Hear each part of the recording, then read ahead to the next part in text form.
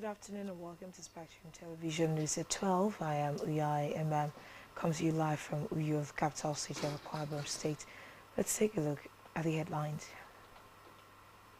Federal government launches LIPS program to boost public service leadership in Africa. Foreign Affairs Minister Chugat asked NRMG on Nigeria's international image. Plus, tsunami reaches Hawaii and California as earthquake of Russia triggers evacuations across Pacific. We'll bring you details of these stories and more in a moment.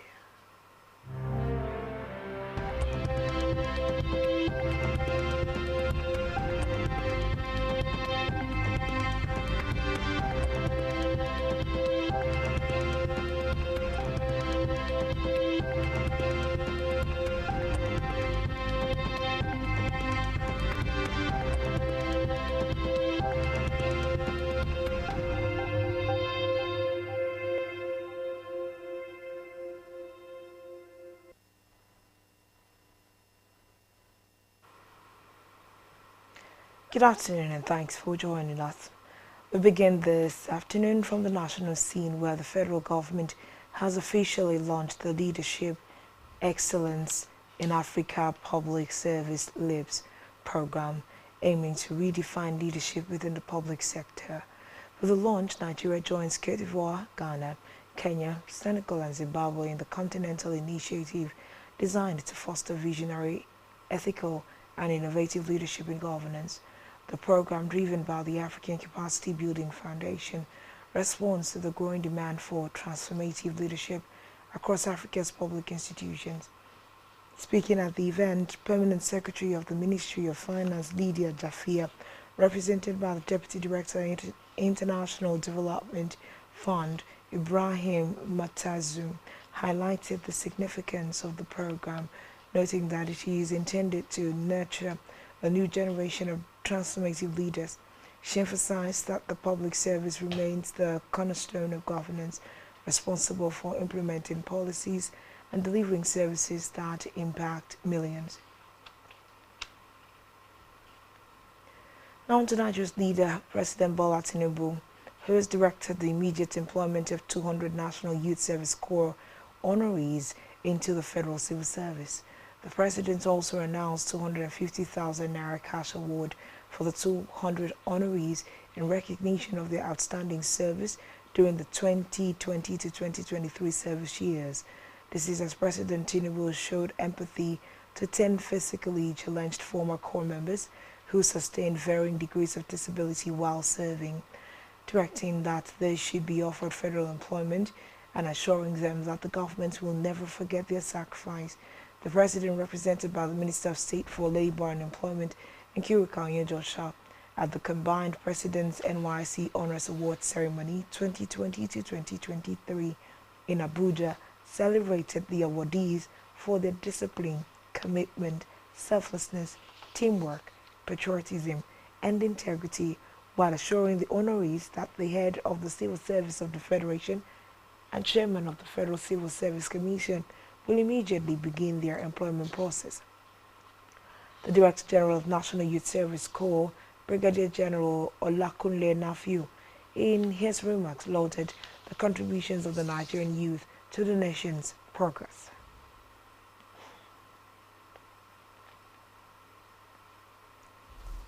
In a separate development, the Minister of Foreign Affairs, Ambassador Yusuf Tuga, has described the role of public relations in shaping Nigeria's image as strategic, especially in today's era of disinformation and distorted narratives.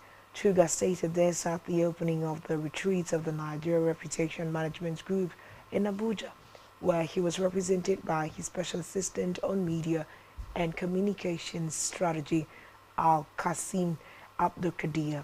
He described members of the group as custodians of Nigeria's image and urged them to build a national narrative rooted in unity, resilience, and trust. Meanwhile, the Comptroller General of Customs, Bashir Adeniyi, who is the vice chair of the group, stressed the need for a strong national image to enhance credibility and engagement. The retreat is expected to set a clear roadmap for media diplomacy, reputation building, and public trust, positioning Nigeria as a global voice in innovation, governance, and culture. To the Green Chambers now, where the Deputy Speaker of the House of Representatives, Benjamin Okezi-Kalu, has withdrawn the indigenship bill before Parliament for further legislative engagements. This was confirmed in a statement by the Green Chambers. Kalu explained that the withdrawal had become necessary in light of the concerns and constructive feedback received from various stakeholders regarding the bill. He added that the bill analysis reports forwarded by the National Institute for Legislative and Democratic Studies NILDS also made it imperative for him to step down the bill. In another development, Independent Corrupt Practice-Related Offences Commission (ICPC) has said only 84 ministries, departments and agencies of government have active anti-corruption and transparency units. The anti-graft agency said 92 others have not stabilized such units. This was contained in a report the Committee of Representatives Committee on Anti-Corruption at a public hearing in Abuja.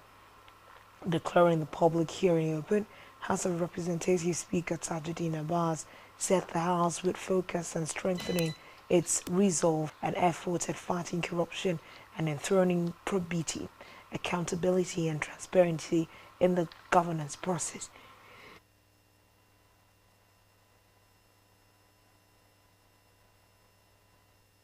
Of the Green Chamber, Omar Ajilo, said the public hearing was meant to examine the activities of anti-corruption and transparency units in FDAs, not as a punitive measure. The Speaker noted that the establishment of anti-corruption and transparency units in FDAs was a significant step taken to institutionalize accountability and transparency in governance.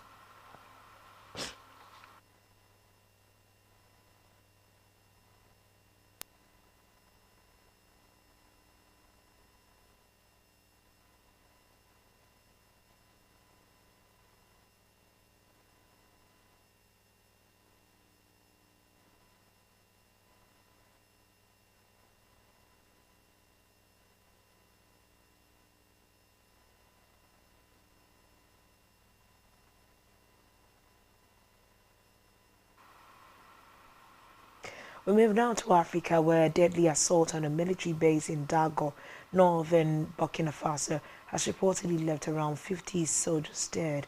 Reports say about 100 militants stormed the base, killing troops before looting and setting it ablaze. According to the report, the armed group Jamaat Nasser al-Islam wa Muslimini of carrying out the attack is suspected of carrying out the attack, I beg your pardon. Burkina Faso continues to battle an escalating security crisis as armed groups now control large swaths of the country, especially in rural regions far from the capital. Still in Africa, Ivory Coast President Alassane Ouattara has announced that he will run for a fourth term in October's election. In a statement, the 83-year-old said his health was not an issue and his candidacy was driven by a need to preserve national stability amid ongoing security and economic challenges. Ouattara argues a new constitution approved in 2016 resets his two-term limit, meaning he is allowed to stand Meanwhile, he will be the polls frontrunner as several potential challengers have already been barred from the race. On the foreign scene, the first waves triggered by a massive 8.8 earthquake off Russia's coast have reached the shores of United States, Hawaii and California. The earthquake, which hit near Russia's Kamchatka Peninsula at about 11:25 a.m. local time today, is believed to be one of the most powerful ever recorded. Russian authorities have evacuated the town of Severokolsk, where they said 4-meter, about 13 feet waves flooded the port and the fish processing facility. According to the Japan's weather agency, 1.9 million people have been told to evacuate, and a tsunami wave of 4.3 feet per meter has reached the northern Iwate prefecture. Still on the foreign scene, Israeli Prime Minister Benjamin Netanyahu says UK plans to recognize a Palestinian state rewards Hamas. Recall that UK Prime Minister Keir Starmer announced yesterday that he would take the step at a UN meeting in September unless Israel meets certain conditions. He said the plan will go ahead unless the Israeli government takes a substantive step to end the appalling situation in Gaza, including a ceasefire. This comes as UN-backed food security body said the worst-case scenario of famine is currently playing out in Gaza.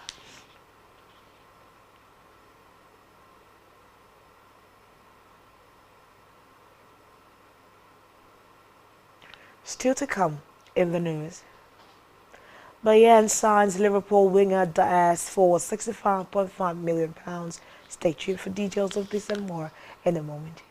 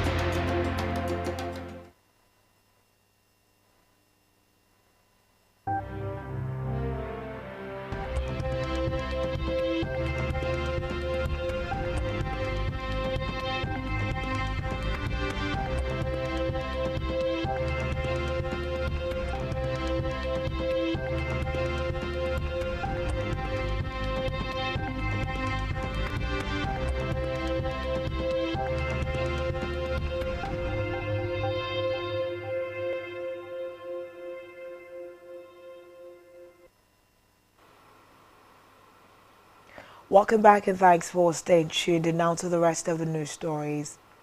On our business news, the International Monetary Fund (IMF) has upgraded its forecast for Nigeria's economic growth for both 2025 and 2026. The new forecasts were announced in its World Economic Outlook (WEO) July 2025 edition. It upgraded its forecast for Nigeria's economic growth to 3.4% in 2025. The new forecast represents 0.4 percentage points from the 3.0% forecast of the IMF In April this year, the fund also raised its forecast for the country's economic growth for 2026 to 3.2%, representing 0.5 percentage points from 2.7% in April. It also gave an upward revision of the forecast for global economic growth to 3.0% for 2025 and 3.1% for 2026. Still in business, Dangote Petroleum Refinery and Petrochemicals has filed an application before the Federal High Court in Abuja to discontinue the suit it filed seeking to nullify the import licenses issued by the Nigerian Midstream and Downstream Petroleum Regulatory Authority NMDPRA to the Nigerian National Petroleum Company Limited (NNPCL) and several oil marketers for the importation of petroleum products. This came as the federal government, in another development, praised the Dangote refinery for its engineering capacity and significant contributions to building local human capital, particularly among young Nigerian engineers. Recall that Dangote refinery, in an originating summon, had asked the courts to declare that NMDPRA violated sections 317 sub 8 and 9 of the Petroleum Industry Act by issuing licenses for the importation of petroleum products. The refinery argued that such licenses should only be issued in cases of petroleum product shortfall and asked courts to hold that NMDPRA failed in its statutory DIA to encourage local refineries such as theirs. Dangote Refinery asked the court to award 100 billion naira in damages against NMDPRA for issuing import licenses to all marketers and permitting the importation of petroleum products. National Association of Nigerian Nurses on strike today, despite appeals following the expiration of a 15-day ultimatum issued on the 14th of July 2025, demanding improved welfare, fair allowances, and better working conditions for nurses across Morakinyo Ruwan stated that the federal government failed to engage meaningfully with the association during the window provided. The nurses' demands include the upward review of shift allowances, adjustment of uniform allowance, implementation of a separate salary structure for nurses, increased core duty allowance, mass employment of nurses, and the creation of a dedicated nursing department in the Federal Ministry of Health. Still in health, the Nigeria Center for Disease Control and Prevention (NCDC) says 152 people have died from Lassa fever as of. It presents a case fatality rate of 18.7%, which is higher than the 17.3% recorded during the same period in 2024. According to the health agency, the majority of confirmed Lassa fever cases this year were concentrated in 5 states. Now to sports, where £1.5 million move to Bundesliga champions Bayern Munich. The Colombia international has signed a 4-year deal with the German club to bring his 3.5-year stay at Anfield to an end. The 28-year-old was left out of Liverpool's pre-season match against AC Milan on Saturday because of speculation over his future. Having rejected Bayern's opening offer of £58.6 million earlier this month, Liverpool accepted a follow-up bid of £65.5 million over the weekend and granted Diaz permission to have a medical with the club. The winger leaves the Reds as a Premier League champion, having won 4 pieces of major silverware during his time at the club. Still in sports, Estelle Okoronkwo has been voted Super Falcons fans player of the tournament at the 2024 Women's Africa Cup of Nations. Okoronkwo was one of the standout performance for the Super Falcons at the competition. The 27-year-old scored twice and registered 6 assists in 6 appearances for the Super Falcons. The AFC Toronto star also won 2 Woman of the Month awards at the competition. The Super Falcons made the announcement on its official X handle.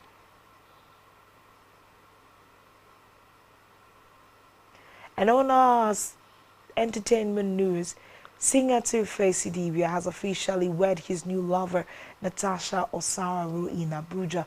The private ceremony was reportedly attended by close family members. Recall that the singer engaged Natasha, a serving Edo State lawmaker, in February 2025, few days separation from his wife, Macaulay Idibia.